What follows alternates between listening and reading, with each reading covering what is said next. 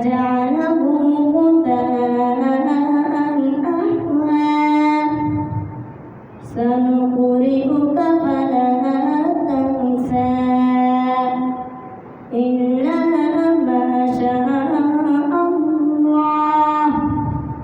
إنه يعلم الجهر وما يخفى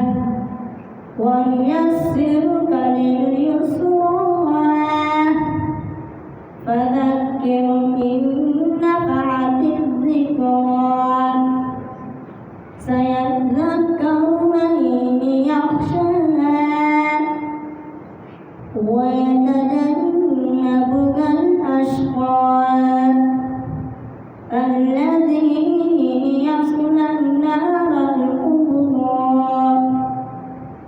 ثم لا يموت فيها ولا يحيا قد أفلح من زكاها وذكر اسم ربه فصلى بل تؤثرون الحياة الدنيا